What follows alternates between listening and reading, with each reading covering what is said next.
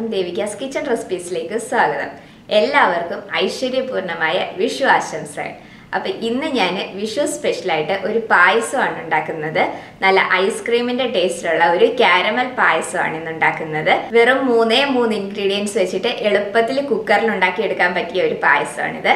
അപ്പോൾ നമുക്ക് വീഡിയോയിലേക്ക് പോകാം. അപ്പോൾ നമുക്ക് കാരമൽ പായസം ഉണ്ടാക്കാം. അപ്പോൾ അതിന് വേണ്ടിയിട്ട് ഞാനിവിടെ ഉണക്കലരിയാണ് എടുത്തിരിക്കുന്നത്. 1/2 കപ്പ് ഉണക്കലരി എടുത്തിട്ടുണ്ട്. ഇതിന് പകരം നിങ്ങൾക്ക് ബസ്മതി റൈസ്, പൊന്നി റൈസ് അല്ലെങ്കിൽ ജീരകശാല റൈസ് ഇതൊക്കെ എടുക്കാം. അപ്പോൾ എൻ്റെ കയ്യിൽ ഉണക്കലരി ഇരുന്നത് കാരണം ഞാനിത് എടുത്തെന്നുള്ളതേ ഉള്ളൂ. നമ്മൾ പാൽപ്പായസം ഉണ്ടാക്കുന്ന അരി ഉണ്ടല്ലോ, അത് ഇരുന്നത് കൊണ്ട് ഞാൻ അത് എടുത്തെന്നുള്ളതേ ഉള്ളൂ. അപ്പോൾ നിങ്ങൾക്ക് ഇതിൽ ഏത് റൈസ് വേണമെങ്കിലും എടുക്കാം ഈ ഒരു പായസം ഉണ്ടാക്കാനായിട്ട്. ഇത് നന്നായിട്ട് ഇനി കഴുകിയെടുത്ത് കൊണ്ടുവരാം. അപ്പോൾ അതാ ഞാൻ ആ റൈസ് നന്നായിട്ട് കഴുകിയെടുത്ത് കൊണ്ടുവന്നിട്ടുണ്ട്. ഇനി ഞാനിവിടെ പഞ്ചസാരയാണ് എടുത്തിരിക്കുന്നത്. 1/4 കപ്പ് പഞ്ചസാര എടുത്തിട്ടുണ്ട്. ഇതിപ്പം അത്യാവശ്യം നല്ല മധുരമുണ്ട് ഞങ്ങൾക്ക്. ഇനിയിപ്പം ഇത്രയും മധുരം വേണ്ട എന്നുള്ളവർക്ക് ഒരു 2 ടേബിൾ സ്പൂൺ കുറച്ചെടുത്താലും മതി. കൂടുതൽ മധുരം വേണം എന്നുള്ളവർ അതിനനുസരിച്ച് പഞ്ചസാര ചേർത്ത് കൊടുക്കണം. അപ്പൊ ഈ പഞ്ചസാര ഒന്ന് കാരമലൈസ് ചെയ്തെടുക്കാം. അതിന് നല്ല വൃത്തിയായിട്ടുള്ള ഒരു കുക്കറിലേക്ക് നമുക്ക് ഈ പഞ്ചസാര ഇട്ട് കൊടുക്കാം. പായസം എപ്പോഴും നല്ല ക്ലീൻ ആയിട്ടുള്ള കുക്കറിൽ വേണം തയ്യാറാക്കി എടുക്കാനായിട്ട്. അപ്പൊ ഞാൻ പഞ്ചസാര ഇതിലേക്ക് ഇട്ട് കൊടുത്തിട്ടുണ്ട്. ഇപ്പൊ നമ്മൾ വെള്ളം ഒന്നും ഒഴിക്കേണ്ട, ഇളക്കി കൊടുക്കുകയൊന്നും വേണ്ട. ഈ പഞ്ചസാര നന്നായിട്ടൊന്ന് ഉരുകി വരട്ടെ. ഇപ്പൊ ചെറുതായിട്ട് ഇതിന്റെ സൈഡിൽ നിന്നൊക്കെ പഞ്ചസാര ഉരുകാനായിട്ട് തുടങ്ങിയിട്ടുണ്ട്.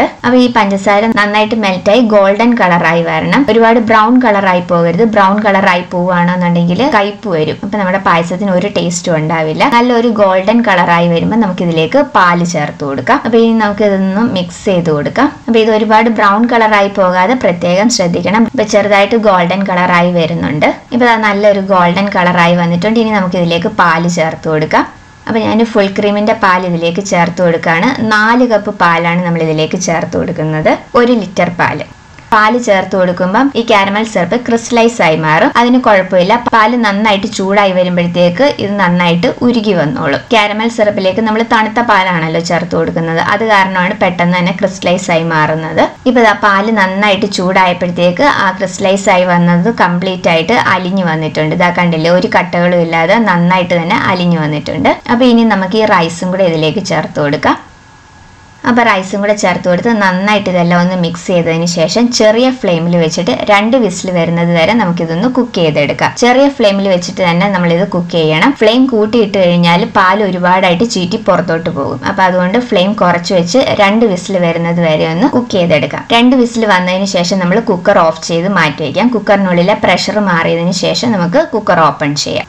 അപ്പോൾ ഇതിനെ അടച്ചു വെച്ച് ഒന്ന് കുക്ക് ചെയ്തെടുക്കാം. ഇപ്പോൾ ഞാൻ 2 വിസിൽ വന്നപ്പോൾ ഓഫ് ചെയ്ത് വെച്ചിട്ടുണ്ടായിരുന്നു. ഇപ്പോൾ കുക്കറിനുള്ള പ്രഷറൊക്കെ കംപ്ലീറ്റ് ആയിട്ട് മാറിയിട്ടുണ്ട്. അപ്പോൾ ഇനി നമുക്ക് ഈ കുക്കർ ഒന്ന് ഓപ്പൺ ചെയ്യാം.